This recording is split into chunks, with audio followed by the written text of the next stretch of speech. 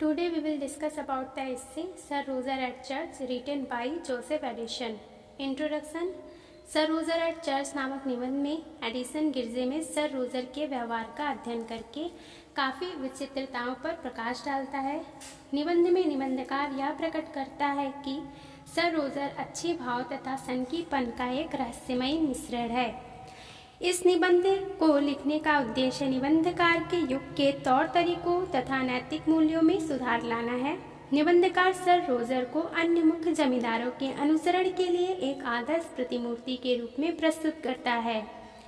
अन्य मुख्य जमींदारों को भी अपने गांव के पादरी के साथ अच्छा संबंध बनाए रखने चाहिए, जैसा कि सर रोजर की दशा में है। वह मुख्य जमींदारों तथा पादरियों के मध्य झगड़ों पर प्रकाश डालता है। झगड़े सभा पर प्रभाव डालते हैं। निबंधकार के विचार में ऐसे झगड़ों को दूर किया जाना चाहिए। तालमेल वाले संबंध धर्म तथा नैतिकता के संवाहक हैं और इसलिए उन्हें सभी कीमत पर विकसित किया जाना चाहिए। निबंध का उद्देश्य चर्च की उपस्थिति में सुधार है। निबंधकार चर्च में अच्छी उपस्थिति को निश्चित करने के लिए तथा लोगों में आस्था के सुधार के लिए गांव में मुख्य जमींदार तथा पादरी के मध्य शांतिपूर्ण रिश्ते की इच्छा करता है। Summary of the essay. देहात में रविवार ग्रामीणों के लिए विशेष अवसर है। गांव में रविवार को लोग गिरजाघर में अपने श्रेष्ठ वस्त्रों तथा अत्यधिक प्रसन्नता पूर्ण चित्तों में आते हैं। रविवार ग्रामीणों के चरित्रों तथा तौर तरीकों पर शुद्ध करने वाला प्रभाव डालता है। इस दिन ग्रामीण स्वार्थपन तथा भूल जाते हैं जो संपूर्ण सप्ताह की उनकी सांसारिक गतिविधि से उत्पन्न हो जाता है। प्रत्येक व्यक्ति दूसरे से अधिक महत्वपूर्ण दिखने की कोशिश करता है। प्रत्येक व्यक्ति अच्छा प्रतीत होना चाहता है तथा प्रसिद्ध होना चाहता है और स्वयं को अलग दिखाना चाहता है। इस दिन स्वतंत्र रूप से गांव की राजनीति पर चर्चा की जाती है, अतः उनकी बुद्धि प्रखर होती है तथा तौर तरीके सुसंस्कृत होते हैं। इसलिए गांव के रविवार का काफ़ी शैक्षिक महत्व है। गांव में गिरजे की सभा का ग्रामीणों पर वैसा ही प्रभाव पड़ता है जैसा कि एक्सचेंज का शहर जो है वो निवासियों पर पड़ता है। एक्सचेंज का शहर के निवासियों पर पड़ता है। सर रोजर धार्मिक विचार वाला व्यक्ति है। वह गिरजे से संबंधित मामलों पर विचारणीय ध्यान देता है।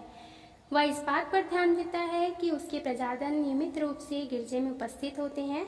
उसने गिरजे को बाइबल से लिए गए उद्धरणों से सजा दिया है। ये उद्धरण उसने स्वयं ने चुने हैं। उसने अपने खर्च पर चबूतरे का सुंदर कपड़ा दिया है तथा वेदी के चारों ओर रेलिंग लगवा दी है। उसने ग्रामीणों को नियमित रूप से गिरजे में उपस्थित होने के लिए प्रोत्साहित करने के लिए प्रार्थना की। पुस्तक तथा गिरजे में झुकने के लिए गद्दी उपहार स्वरूप दी है। उसने ग्रामीणों को उचित रूप से श्लोक सिखाने के लिए एक संगीत शिक्षक नियुक्त किया है। आगे गांव के लड़कों को उत्साहित करने के लिए उसने वादा किया है कि गिरजे के क्लर्क की पदवी खाली होने पर योग्यता के आधार पर भरी जाएगी। यह सब सर रोजर के विवेक तथा अच्छे भाव को प्रकट करता है।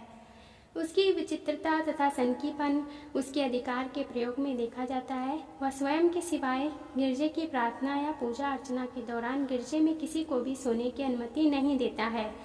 यदि वह उपदेश के दौरान सो जाता है तो जागने पर वह चारों तरफ देखता है और यदि वह किसी को ऊँघते हुए देखता है तो वह उस व्यक्ति को तुरंत जगाता है या उसे जगाने के लिए अपने नौकरों को भेजता है। वह शेष सभा के श्लोक गाने के पश्चात भी श्लोक गाना जारी रखता है। यदि उसे विशेष प्रार्थना पसंद आती है तो वह प्रार्थना के अंत में कई बार आमीन तथा अस्तु कहता है। प्रायः जब शेष सभा झुकती है तो वह लोगों की उपस्थिति की संख्या को गिनने खड़ा हो जाता है। ऐसा करने से वह उस व्यक्ति के बारे में जानना चाहता है जो अनुपस्थित है। यदि वह प्रार्थना सभा में किसी को बाधा डालते हुए पाता है तो वह सभा में बाधा न डालने के लिए उस पर चिल्लाता है। उसकी अपनी पादरी के साथ पूर्ण समझदारी है। वास्तव में यह सब प्रशंसनीय है क्योंकि पास के गांव में मुख्य जमींदार तथा पादरी के मध्य मैत्रीपूर्ण संबंध का अभाव है। दोनों ही सारा समय झगड़े में लिप्त रहते हैं।